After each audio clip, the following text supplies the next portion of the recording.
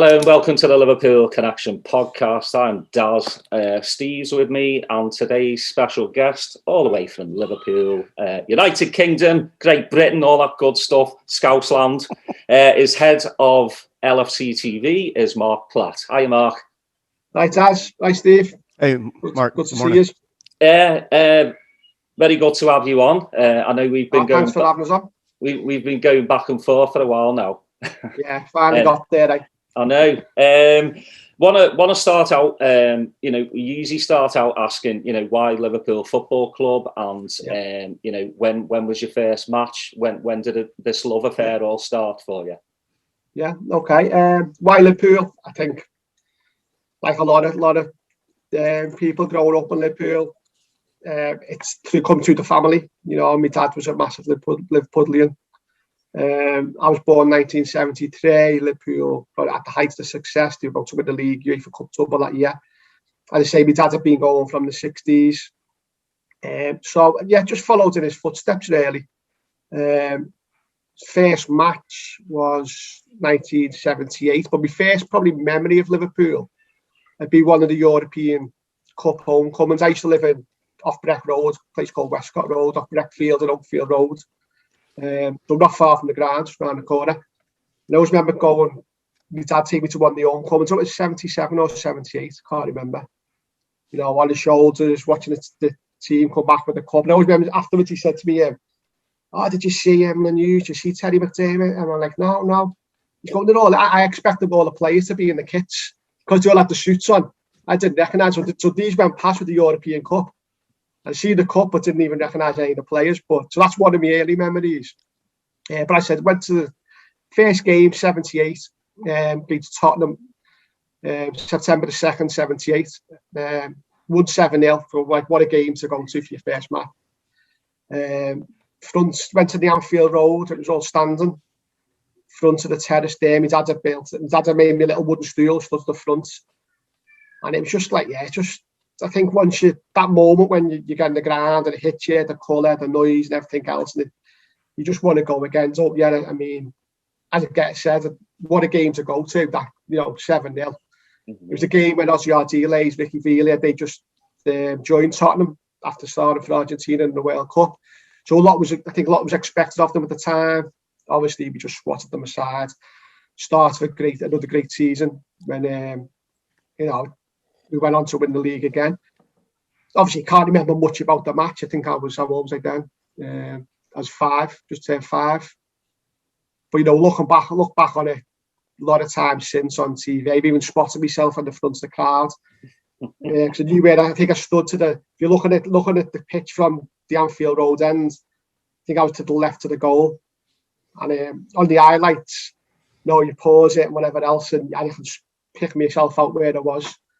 So that was what a start that was. And I used to go on and off then. My dad would take me on and off then. He probably wasn't going as much as he used to himself then because of work and whatever else. But we'd often go mainly night games and things. And then round or into the 80s, I started going more regular all the time. Who was your poster? Who did you have most on the wall? So when I was a kid, probably Kenny, isn't it? Like, I suppose it's the inevitable answer, but Kenny was the star player, wasn't he? But the one player I always loved growing up back then was Sammy Lee. And I don't know, I think it was because he was small, he looked like he didn't fit in with the rest of the team, the rest of the players. I think it was because he was local as well back then, apart from Phil Thompson in the team, obviously, but there's very few local lads in the team. Mm-hmm. So you could sort of relate with Sammy because he was small, because he was local. He 100% play, great player. So he used to like Sammy Lee, and obviously Rushy coming in, banging the goals in every week. So, one of them today, probably. And I know as myself as well, growing up over there, you want to be a football player, just like every your idols as well. So were you obviously you're into football, and then when was the time you just was like, I'm not going to be a footballer? think from the first time I kicked the ball, probably. That's what my mates will tell me anyway. 2 left feet. Yeah, obviously, yeah. Obviously, oh yeah, dream want to be a footballer, you do, don't you, all the time. But yeah, quickly realised that wasn't ever going to happen. Think of a couple of games for my school, junior school B team, and then I think a couple of games for the senior school team, Roughwood, where I went to in Kirby. That's about the height of it. Used to play all the time with my mates and whatever else, but yeah, obviously not even close. Did they put you in goal all the time? Yeah, on goal or left back because no one else wants to be left back. I remember actually my first tryout. I was gung ho for it, and then I scored an own goal with my knee, and then I didn't play for the rest of the year. I was so like distraught, and then me dad was just like, just quit football because he's a rugby fan, so he thought footballers were pansies. While me nan and granddad were like, go on, have another go. Just take your time. So yeah, but obviously I didn't become a footballer either. But I was always enthusiastic about it. Though. You always want to play. Don't you? Always out on the street or on the field. But yeah, miss those days playing in the middle of the road, smashing windows and then running away, avoiding the cars. Yeah. Steve, I'll let you go ahead. Hey, Mark. Good morning. Thanks for showing. Yeah, thanks for coming on. Yeah. Your first ever podcast. So we're very honored that you're here and joining us for that. So we're going to be easy on you. So, hey, a question. You started writing about Liverpool back in 1992. Obviously, you're just not even 20 at that point. So, what was the decision making on your end to say, hey, I'm going to start writing about this? And was that something that you always wanted to do leading up to that point? Yeah, I think I'd always had an interest in the club. Obviously, from the first time at the match, what we just spoke about then, like everybody, you're always buying the Shoot magazine, I think it was back then, and reading the Football Echo, the Pink Echo in Liverpool, buying your football sticker. So football was just like everything. Football was your life, that age, going to school. Everyone you knew back then, in school, went to the match, whether it was Liverpool or Everton, more Liverpool than Everton, where I was from in Kirby. But yeah, it's all you spoke about really. It's just football. Obviously, I said they're never going to be good enough to play football for Liverpool. But I had that passion about the club. Like, going back very early age, and I used to get I think someone bought me the complete record of Liverpool book about 1986 with all the results and all the stats in. I used to look at that all the time. You take it all in. Probably a bit sad now. I probably can't reel off results and attendances and whatever else from years ago. But that stems from back then. And the video, I think the official history video came out back then. You've seen all this footage and you just learn more and more about the history of the club, so your knowledge about the club grew. You'd have projects in school in English and what you want to do. Right, I'll make a magazine. We'll do it with your mates. We'll do a football magazine. You'd be doing little bits of writing then. So that was sort of took over, and that was an interest. That's what I wanted to pursue. Then I left school. Just as I left school, I started working for not working, but voluntarily. Used to write the programme for Knowsley United, who were my local non-league team. So I'd done that. I used to do some work for the local newspaper in Kirby, and that was reporting on Knowsley United too. So that got me more into journalism and writing. I had a job at Knowsley Council then. After a couple of years, that was going nowhere. I hated that job, and I thought I wanted to follow what I really want to do. Enrolled on a journalism course, and from there we started a magazine called XTRA Time, which again it started off as a project in the college. I think there was five, me and four of the lads. Some of whom are still good mates with now. We started a magazine. We eventually got taken over at the end of the 1 year course. A press agency in Liverpool, one of the lads had been in there on work experience. They were impressed with the magazine, and they took us all on, gave us jobs, and it became for anyone who remembers it, it's like a broadsheet, so it's like a tabloid style newspaper, fortnightly publication. It's called XTRA Time. It was just about Liverpool. And it was like, there was nothing like that at the time. And we'd done that for 2 years. And that was a brilliant experience. You know, I was suddenly, from being a Liverpool fan and going to matches, which I still was doing, I was going down to Melwood every day, back when you could. You know, you could just turn up at Melwood and walk. In fact, when we were going back to the year we were in college, one of the very first assignments we got given was to go out and get a news story. So we left the college. The college was not there. It's not there anymore. Melwood Avenue, for those who know it. We walked up to, so Melwood's only around the corner. We walked up, the 4 or 5 of us, knocked on the gate at Melwood. The steward opened the gate and go, Graham Souness was the manager at the time. Can we speak to Graham Souness, please? And he goes, yeah, come in, lads, and take a seat. I'll go and speak to him. And he comes back out to, oh, yeah, the boss said he'll speak to you after he's had a shower. Like, imagine that. That just couldn't happen now. Right. But Graham Souness goes, has a shower, comes out, sits with us for an hour. Gives it, I know, we were throwing all kinds of questions at him.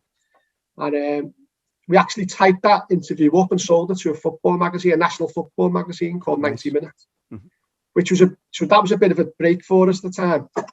And then obviously when the Extra Time magazine started, yeah, we'd be going to Melwood all the time then, and you know, getting to know a lot of the players and a lot of the ex-players. And I think I had the choice before the Extra Time launched. I could have went to university on a journalism course, or we stay and do Extra Time. And we stayed and done Extra Time, and I don't regret that, because that experience was, well, it was invaluable. It's amazing. Well, I mean, look at the pathway where you are right now, you know, LFC TV and working with them. And so that's the non-traditional way to do it. But we've interviewed other authors that have gotten a similar pathway, right? Where they started with a little fanzine and or just a little bulletin, and then it's become a career and a passion. And you know, we're part of why we do this podcast is we're passionate about Liverpool as well. So we always live vicariously through people that actually get to make a living doing what they love and, you know, following this team that we love. I wanted to ask you a question. Obviously you're part of Liverpool, the LFC TV, but you're a very prolific writer. So how many books have you written now about Liverpool? I know 8, 10. Yeah, into double figures, I think. Yeah. Okay. Yeah, that's something I really enjoy doing, and something if I had the time, I'd do that a lot more. I think the first ones I'd done was because I was out of work at the time, and I wanted. It was after Extra Time had finished, and I wanted to get back into it. And as I said, I always had a passion for the club's history. I think it was coming up to the anniversary of what anniversary would it be? 35 years since they'd won the FA Cup for the first time. And so we'd done the book about that. Then we followed that up with one about the first European Cup. Was that your first book about 1965?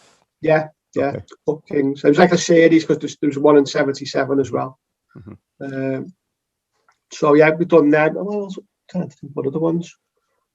It might have been a few years I did went passed by, but it was always something I wanted to go back into. So I was probably back working then for Liverpool, but I kept going back into, you know, dipping into it. And I mean, it's a lot of hard work doing a book. It takes up so much time, but it's worthwhile. You know, when you get to the end of it, they are worthwhile. And yeah, that's something I really enjoy doing. You know, there's been quite a few books, obviously, about history of Liverpool from 1892 and on. The book that you wrote, the Red Journey, you kind of wrote it in a different style than most of the books, where you kind of make it more of a first person type of feel to it. Can you take us through that process and how you decided that's the way you wanted to write that? Yeah, I mean, well, I think at the company who published that book to Cuberton, they were also doing What About Everton? And so I think the style of that book had already been, that's how they wanted to do it. And they asked me if I'd be interested in doing that book. And as I say, I was able to call upon all them interviews again, so make use of them. So no, that it was a different way of doing it. It was quite well received, I think. Yeah, you know, you've what I always enjoy is seeing some of the books of subjects that don't normally get a lot of like coverage. Like for instance, you know, your book on Joe Fagan. You know, I think sometimes he's kind of lost in the whole managerial history of Liverpool. So do you pick the subjects, or someone's coming to you and asks to write about them? Yeah, Joe Fagan, definitely. I mean, on how that one came about, as you say, Joe was a unsung hero, a Liverpool unsung legend. You know, he doesn't get the praise. You know, I'm not taking away from Bill Shankly, but Pacey Day won all more trophies and whatever else. But you know, Fagan was the main. Fagan was there from 1958 right the way through, the mainstay of the backroom team. You know, created the boot room. You know, then took over as manager. Obviously, done the treble. So it was often overlooked, and I always thought that. And what always appealed to me about Joe's story as well was the fact that he was a Scouser, and you don't get many Scouts managers. Right. He's the first one to manage Liverpool, only Scouts manager to win the European Cup. And the more you looked into it, you lived just a few roads down from Anfield, modest house, normal terrace street, which I always found that was amazing. But how that come about, for LFCTV, we done a show about Joe, a tribute show, an hour and a half tribute show. And through that, I got to know a couple of his sons, Stephen and Mike. And I always said to him, how come no one's ever wrote a book about your dad? And you've got the few people might have thought about it in the past, but nothing ever came of it. And I remember him saying, if you ever want to do it, you know, by all means, have a go. And I remember going back to him and he said, I've got an idea to do this. And they sort of give it the blessing. And their nephew, Andrew, he said, Joe's got diaries. Joe had diaries. I was like, they'll be brilliant for the book. But his nephew had them. My nephew, Andrew, lived down in London. But then he was actually planning on writing the book as well. So we sort of come together to do that. But it was great that we could sort of base it around his diaries because they hadn't been seen before. And Joe didn't speak publicly that often as well. So to get his voice into the book, these diaries were invaluable. But no, that was, I say it was something that was long overdue, that one, I think, for Joe Fagan. Yeah. You know, one of the things that we've been so blessed with here recently with the recent successes of the team is that there seemed to be a new renewed interest on the history of Liverpool, you know, back in the 60s, 70s, 80s. And, you know, authors like yourself are able to bring those stories back, or people are searching, you know, for those books. And we've been fortunate. We've had, you know, Tommy Lawrence's kids on our show, you know, and some of the other guests that are like really connecting the generations, right? So you started back in 1992, so you've been there through the 30 years of hurt, and right. And so I wanted to ask you we had the privilege of bringing in David Faircloth here to Austin. You know, we have a Legends Night every year annually, and he was able to come and such a gentleman, you know, ambassador for the club, tells great stories. And now I know that his book Super Sub, it says that you're a ghostwriter for that book, right? So I'm kind of interested, what's the difference between like a co-author and then a ghostwriter, and just kind of take us through that process, because it interests me, the differences of that. Well, with the Joe Fagan, I've co-authored a couple of books. So I also done At the End of the Storm about the 46-47 season with a mate of mine, Gary Shaw. I think that's just when, you know, you come together, you've both got a similar idea, and you just basically split up the task of writing the book. It's, you know, you'd agree on the format and the style, and I'll write one half, someone writes the other half, then we go back over it and change things. It can be a bit complicated at times, to be honest, but you know, you get there eventually. With Super Sub, obviously you got to know Dave because Dave was a regular pundit on LFCTV. You know, always got on with him, and we know Dave was, you know, he's passionate about football and this, the Liverpool and whatever else. So we always had a lot in common on that, and we'd always speak out when we haven't done a book. I think he'd always had it in his back of his mind to write a book. And he obviously knew I'd done a few books, and it just spiraled from there, really. And the guys think, mate, I don't know how I actually agreed on it, but you know, I said, well, I'll have a go doing it with you. But with that one, that was more a case of, obviously, it's in Dave's voice. it's written in Dave's voice, but we just sit down for hours and we just go through it from, you know, his entire life story, basically. I'd record and I'd go away, I'd write it up and, you know, trying to keep it as much to his voice as possible, but you know, adding the facts and the context around certain moments and looking up a bit of research to just add foundation to these stories he was telling. So that was the first time I'd done that. I'd been a ghostwriter, and it was a good experience, and I was really pleased how it come out.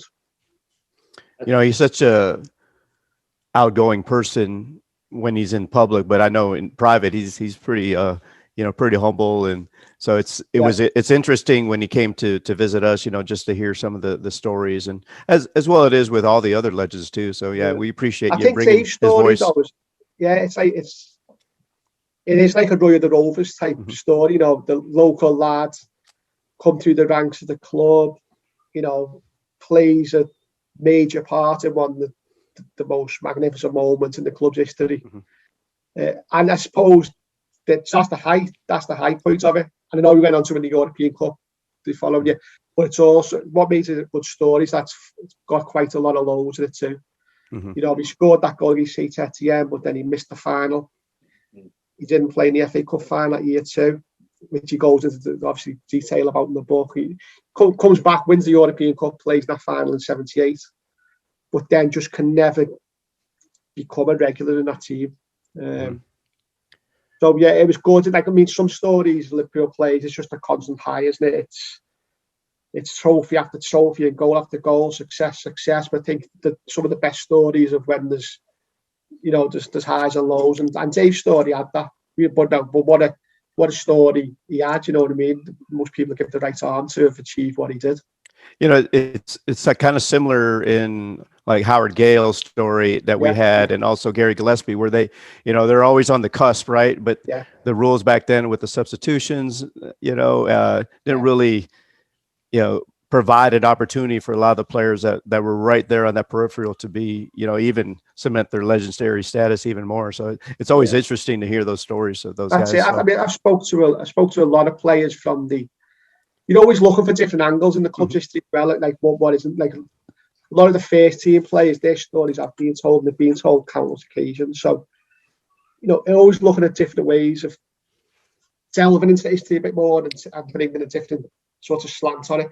I've spoke to a lot of players from the reserve teams of like the 60s, 70s, 80s. You know, that Central League team, the reserves under Ronnie Moran, Joe Fagan, then Roy Evans. You know, they were. Was it 14 titles in 11 seasons or whatever?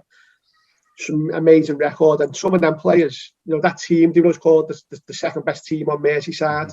That's strong, and everyone would say, you know, this team could hold the own in the Football League. And it's always interesting, I think, to get the perspective for some of those players who, like, they come through the ranks and they were touted as being the next big thing, and they had all this ability, but, you know, look what was in front of them. Kenny Dalglish, Terry McDermott, Graham Souness, Phil Thompson's, you know, this Liverpool team, like the late 70s, 80s especially, it never changed. No one would ever be injured. So it'd be frustrating. They'd be sitting there not wanting players to get injured, but knowing that the chances are very slim because this team just doesn't know how to change. So it is interesting to, you know, if those players were playing in the last 20 years, the amount that they probably all would have broke through, and you know more about them. But because of, as you said, then one substitute, not many players did break through. So you know, they went on to careers in the lower league. Some even, the odd few did make it. You know, Kevin Sheedy, Alan Harper went to Everton. Dave Watson went away to Norwich, come back with Everton, or start off in our reserves. But others just sort of went away from Liverpool then, and because they were so used to the standards at Anfield and Melwood, they probably couldn't cope going down the lower leagues. They found that more of a struggle. But yeah, I mean, there's a lot of players. Speak to players like, you know, come a good mate of mine, it's like called Tony Kelly, went on to play for Bolton, Stoke, and he speaks to any of the coaching staff at Liverpool back then, and Tony Kelly could have made it. He could have played for England, but because of the strength and depth Liverpool had back then, he never even got onto the substitute bench. So yeah, there was a lot of quality back then. That just for that reason just didn't make it. Yeah. So they've got off on a tangent there, haven't they? No. We like tangents. We tried to go all over the place.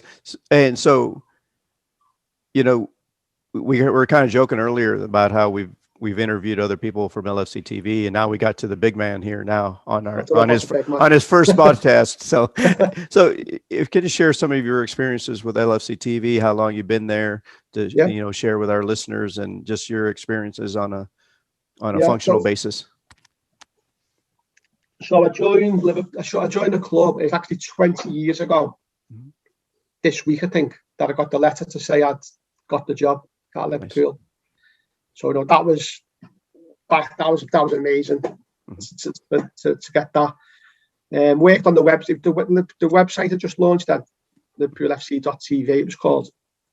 So it's myself, Paul Rogers, Paul Eaton, Steve Hunter, and we worked in a little bedroom in Anfield Road, in one of the old guest houses that used to be opposite the Anfield Road stand.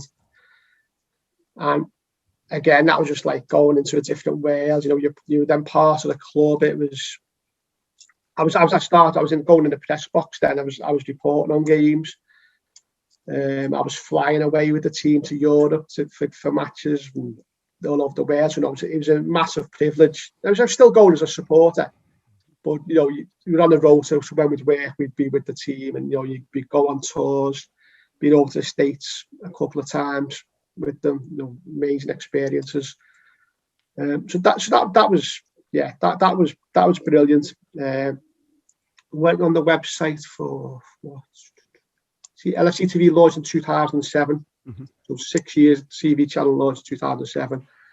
And I had no experience in background in television, but it was sort of like, because of my knowledge of the club and the experience of working at the club and what I'd done in the past, it was like, come over and help the new people who were coming in, which I did. Became a producer there, and then worked on all sorts of programs in that time, and LFCTV's got bigger and better in the meantime, but then I took a more specific role in sort of producing documentaries, and now more overseeing documentaries. So like I'm trying to think some of my colleague Phil Reed, who I work with, good mate of mine. He does the majority of documentaries now. He's brilliant at them. He's great.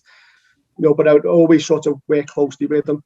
The lad Mark Falanti who work with, we also do little shorter videos. There's a lot of great people there at LFC TV.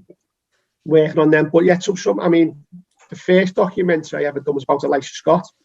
In fact, the first documentary I done was about Rome 77, the train journey to Rome 77, or the journey to Rome 77, which featured this train journey of just the fans travelling over there. Mm-hmm. That was about 2000. That was just before we played in the final in Athens.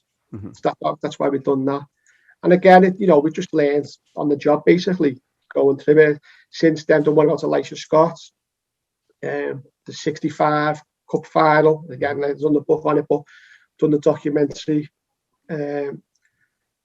So Steven Gerrard, just before he left, we've done a Steven Gerrard documentary. We've done a documentary on the double winning season in '86, which probably looking back, probably the one I enjoyed most, because when I look back to that season, that was, I think I was 13, so peak time as a teenager, going to match and whatever else. I remember going to all the games, and it was just great, sourcing all the old footage, games that I hadn't seen for years, and interviewing all the players back then. Obviously, those players when you're a kid, they are the legends. I know the players now are great, aren't they? The team brilliant and Klopp, but I think you look back and it's the players of when you were younger that you regard as the legends.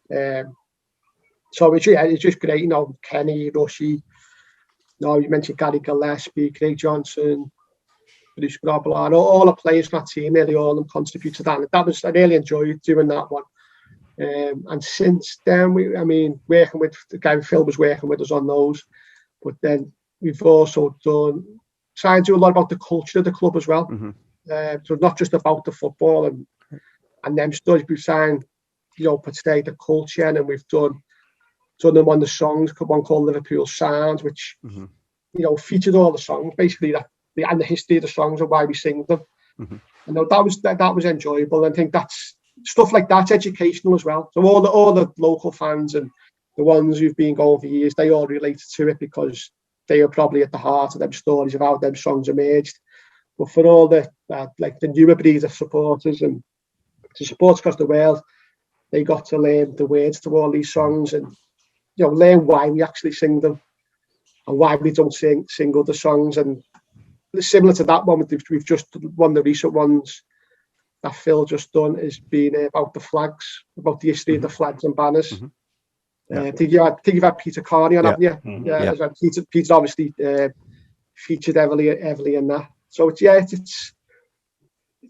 about telling the stories, but it's also about the culture of and the supporters and everything else. Yeah, that's pretty much a microcosm of what we try to do on this show, is bring more of the history and culture of Liverpool versus just the game and match, where everybody has an opinion, obviously, with social media and we. So let's not talk about that. Daza, next. Go ahead, Daza. Yeah, I wanted to actually talk to you about you know, Peter Carney and stuff, because to me he's a legend. You know, his banners aren't just banners. They're a piece of, you know, heart and soul. Yeah, they are. And you know, when we talk to him, you can see his face light up when he talks about a certain banner. You know, and I know he just did one for is it Alfie that passed away? He's done that many recently, I think. Well, a couple of months ago. But what are some of your favourite documentaries like you've worked on? Probably the ones I've just mentioned, really. I think like I said, that 85-86 one was amazing just because that was just the time I can remember so much growing up as a kid, which had, you know, them players and that season had such left a big impression on me. And all my mates who grew up where they were still going to match with now, we all remember those times. But like equally, you know, I've done the one on 65 FA Cup win, and to tell that story, and like that was a 90-minute documentary in the end, and to tell that story really in depth. You know, we got to take Ian St John and Ron Yates back to Town Hall with the FA Cup, where they famously paraded it after the game at Wembley in 65, and you know, stuff like that was great. But the songs are a particular favourite, because I don't like a lot of the songs people don't know, or you know, you hear some of the story, you hear them at the match sometimes, but that's it. You don't know the story behind it, and I just say why we sing it, and no, I thought that was really good. Well, it's got to make you, you know, because at the end of the day, you're a Liverpool fan, you know, so it's got to make you just like so happy that you can delve in, you know, to the history and learn something that you never learned before. Like I'm sure with David and Joe as well, the stuff that you never would have known unless you would have done that autobiography. So totally, that's got to make you go like, wow, you know, because you heard it first before, you know, you've written the book. And you got to be like, God, man, you know, there's so much history from these. There's so much to learn. Yeah, there is. You know, no one knows it all. There's so much to learn, and I think even with a lot of documentaries, well, it's getting the fans involved, and you know, there's so many brilliant Liverpool supporters who are just so steeped in the history of the club. You know, and it's getting them involved and getting their stories across, which I don't think. They probably never had that platform to tell their stories in the past. But I think with LFCTV, because it's the channel's dedicated solely to the club, you know, we can tell these stories now, and you know, they're well received by the people we know, the fans we know, because I think they know like we're just like them, as we're just supporters ourselves, like them, you know, like myself and Phil and Mark Falanti and whatever else, we're the same. Well, I think it's great because, you know, you look at because it's a global fan base now, you know, and all the supporters groups around the world. You've got so many different cultures, so many different religions going on, you know. But at the end of the day, we all support Liverpool, so it don't matter, you know. Yeah, that's it. It's educational, I think, for them as well. We know loads of amazing supporters from around the world. A lot of them living, you know, like Taggy from Norway. He's like more Scouts than most Scousers that I know. You know, people like him. He's on Anfield Road and hotels here. But it's massive now. And you know, the appeal of the club now is just massive, and I think we have to recognise that. Yeah, just got to keep winning. And keep winning, But you know, it doesn't matter. Well, it does matter. That's what it's all about. But whether we win or lose, you know, we'll still be here. Well, we'll still be supporting the club. You know, I think Steve mentioned before, I was we've all been there through the 90s and whatever else. And I think when I was growing up, you think that I grew up in the 80s and I'm winning all the time. You think that's never going to end. And you're the kids and you're thinking, you're seeing the older fellas going off to European Cup finals, going, that'll be us soon. Gets to art when we're old enough to go. And we're back in Europe, but we wasn't competing, was we? And you think, when are we ever going to get to that? You thought we're never going to experience that. And look what we've experienced since. You know, being to Istanbul, the UEFA Cup tournament, Istanbul, Athens, Madrid, Kiev, Basel, Seville. You know, we didn't win them all, but being all over Europe. Since then, you know, think back to some of those times in the 90s and you think, there's no chance. But that's the thing. They say Liverpool had a slump for 30 years, but we had so many good times that we would always, you know, apart from the odd seasons, we were always there or thereabouts in some competition. When we win the ball, you're still getting abroad, you're still getting away on trips, you're still having a laugh with your mates. And at the end of the day, I think that's what it's about, isn't it? Yeah, well, that's the thing. You know, there wasn't a trophy drought for 30 years. Like some fans will make you feel like we didn't win anything. Right. You know, we didn't win the league for 30 years, but we won a bunch of trophies. You know, we still wouldn't. I was talking the other day to some of my mates, and we were saying we worked it out that the season we went to most games, nearly all of them home and away, I think it was the early 90s, 92, 93, I think it was, which was probably one of the worst seasons in our history. I think I finished 8th or 6th. I haven't got the stats in front of me, but it was, you know, football-wise, it was probably a terrible season, but we wouldn't change that. You know, we were going away to, I don't know, getting travelling away to Peterborough on a midweek in December in the League Cup and getting beat.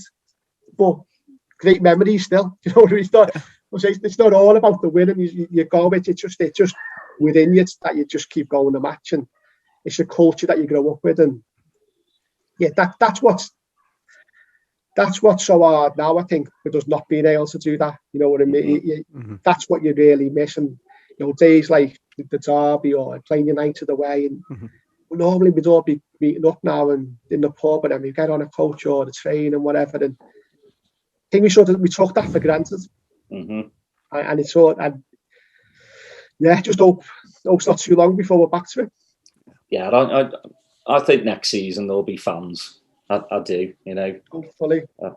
Fingers crossed. But just like you say, Mark, I mean, you know, my granddad used to take me, you know, in the 70s as well. My first match was 76. But again, you know, I'd hear everything from my granddad. We won this, we won that, you know, and, you know, obviously the 90s were really bad. And then all you want to really do is be able to tell your story as well, you know, to your kids or to your grandkids. So now we can finally do that. But I mean, we don't have to win, you know, everything. But just going on a coach, going away, you know, with your mates, you know, something would always happen. You know? What you have found with Liverpool is it comes around, doesn't it? That success does come around. I say, even in the 90s, we'd win something. You know, to be something every so many years, there'd be something to celebrate. So, and the last few years has been amazing, haven't it? With everything that we've won, Again, a few years ago, you wouldn't have thought that, would you? You know, after we nearly won the league in 2014, and then it went into a bit of a slump. And then if anyone would have told you then, we'll be back, we'll win the league, we'll win the European Cup again, we'll be world champions, you wouldn't have believed that. But well, a lot has changed. You know, we always talk about the dark days of, you know, Hex and Gillette, where you know, things were not looking good. FSG have come in. They, you know, obviously, you know, we can talk about the mistakes they've made, but they've made more positives than they have mistakes, you know. And I'm all right with them. You know, there's a lot of Liverpool fans that I think they just hate them because, one, they're American. Two, you know, they have made mistakes with the club and stuff. You know, I think they've been great. But yeah, this team in the last 4 years have just blown me away. They've played some of the most amazing football I have ever seen. You know, and this is definitely up there with the best teams I've seen. Yeah, because you know, but me and Mark, I'm sure, you know, we've seen Kenny, we've seen Ian Rush play. Yeah. You know, we've seen the team of the 80s just blow people away. Yeah. But then you see this team, and you know, that Genga pressing. I've never seen anything like it. You know, so obviously there was, you know, going to be a blip. You know, 3 years of going like hardcore. You know, and with carry on forever. Yeah, and with the injuries as well, like we were talking before, I've never seen that many injuries in my entire life, and that would ruin any football team as well. I think they've suffered as well because, you know, they've missed the crowd too. You know, you can't sort of underplay that importance of the crowd being there. You know, I know we still maintain that unbeaten home record up until January, but you know, you look at some of the games we've lost since then, and you go, get a full house at Anfield in there. We weren't losing those matches.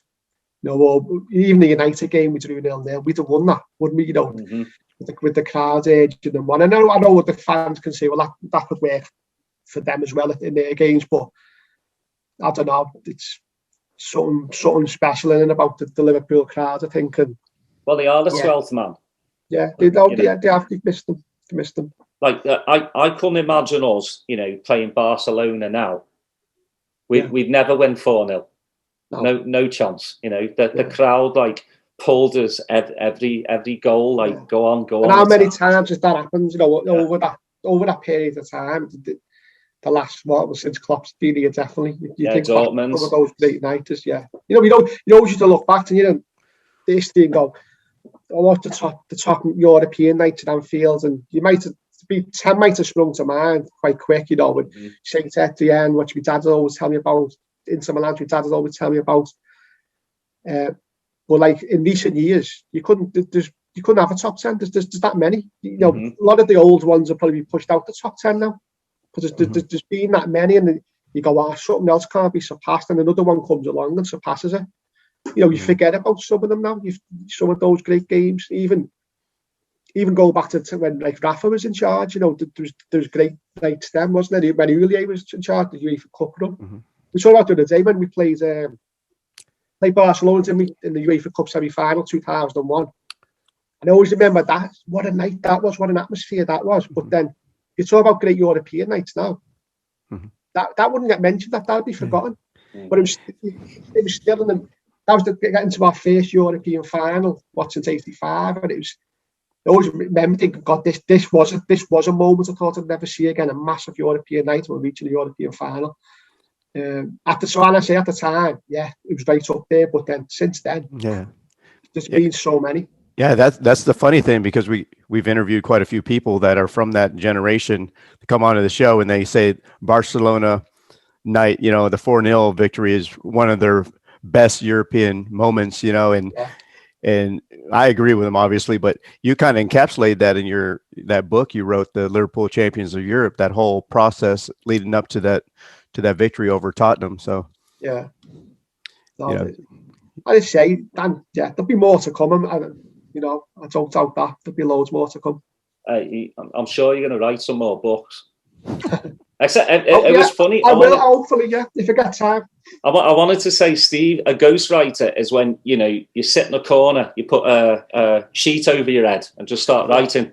I might have wrote a better book like that. Yeah, there you go. Hey, Mark, I wanted to ask you a question. I know before we got started, you live close to Melwood, but you're raised near Kirby, so you kind of seen this whole transition of the training ground. So kind of provide some perspective for us for those that aren't in the mix right now. Yeah, well, I say, I actually grew up at Anfield, so for the first 4 years of my life, I lived in the shadow of Anfield, not far from that. We moved to Kirby then, so grew up in Kirby basically. Went to school in Kirby, all my mates from Kirby, and where the training ground is now, or where the academy is now, that used to be Kirby Town Football Club, and it was just it was a dilapidated old stadium. We'd go up there sometimes and play around there, and in the fields where the new training ground is now, that was Windsor Harbour Fields, and just I can't remember how many 30 football pitches, Sunday league, they played there all the time. So that's just totally transformed. It's that's amazing the way that's changed now, and yeah, it's for the good, isn't it? I think it's progress. They've moved these better facilities. I think one of the key considerations was that it brings the academy and the first team together, which I think you'll go back to like the 60s and 70s, 80s, and everyone trained together at Melwood, and it fostered this spirit, and closeness, that everyone was in it together basically. And I think that probably has been lacking a little bit with the two different sites, where Melwood and West Derby and the academy in Kirby. I say that I'm from I live in West Derby now, not far from Melwood, and I know how much a big part of West Derby life Melwood's been. It's been here for 70 years, and I remember coming here before I even lived in West Derby. But it's sad. As a West Derby resident, it is sad to see it go, and as obviously a Liverpool supporter as well. Go on my little daily walks on the lockdown now, and it's not the same. You go past it knowing that the team aren't there anymore. But yeah, it's progress, isn't it? It's life. Have you gone in there and taken a blade of grass? No. But nothing's changed. I was saying to Steve before, I think before we started, it still looks the same. Nothing's changed just yet, but I'm sure the bulldozers will probably be in there soon, and they're going to build houses on there. But no, I've not had a chance to go in, no. And again, it was a great facility in itself, so it's a shame that that's gone, basically, because, yeah, it was a good facility. Have you been down the new one? Not being down there, not yet, no. Because obviously we've been working from home for about the past year, so while that was going up. So no, and a few of the lads we work with, they've been down there quite a lot. They said it's amazing. It looks amazing from the footage I've seen of it. So yeah, I was down there one day eventually. Yeah, I was fortunate enough to go play at Kirby back in 2016 before really the new renovations, and it was amazing to me back then. So I can't imagine the progress of just some of the improvements that they made for the players, and adding different type of facilities there. So yeah, as I say, for a club of Liverpool's stature, I suppose that's what they need. They need a state-of-the-art training ground, don't they? Like that, probably comparable with the best, if not better than any other teams in Europe now. Steve, I wanted to ask one quick question before we go. What's on the horizon? Any new documentaries coming out, or? Well, what's the documentary? Yeah, we've got one. Obviously, it's 20 years since we done the treble, the cup treble under Houllier. So Phil and one of the lads, Paul Charlton, they're working on that now, which should be brilliant. They've been speaking to a lot of the key people involved in that treble success. I think it's a bit more poignant now, even with following Gerard Houlier's death. So it's a bit more poignant because of that. So it's got that focus on. But they spoke to, without giving a few things away, but there's some big names that they've spoken to on with that. we've been doing a few things to commemorate Joe Fagan's 100. Well, Joe Fagan would have been 100, March the 12th. Wow. So yeah, so we'll be doing a couple of maybe shorter video.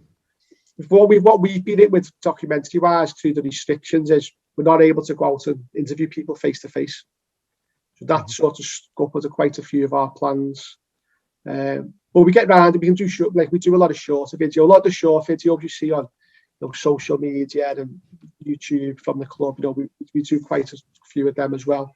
But the treble one's the big one that'll be coming up to May. Quick question before we have to leave. It seems like there's been a concerted effort to really provide and produce more content based around the women's team. It seems like you're able to find their matches. There's more stories about them. Can we continue to see that type of motivation to bring them more into the mainstream? Because obviously, they're not in their top league right now, but I know that's been one of the questions that we get a lot from our women viewers and listeners, just about the progress on the women's side. Yeah, well, we have a monthly LFC women's show, which obviously focuses on the team and speaks to players, the management. We don't have every game live. We have the occasional game live. We have highlights of nearly all the games. I know you said you spoke to Pete McDowell. Pete McDowell does a lot of work with them as well. So yeah, we've quite a lot of coverage of the women's and plans to extend that in the future. Same with the youth setup. The under 18s, under 23s. I think it's like with LFCTV, it's a catering for all levels. It's obviously not just about all the documentaries.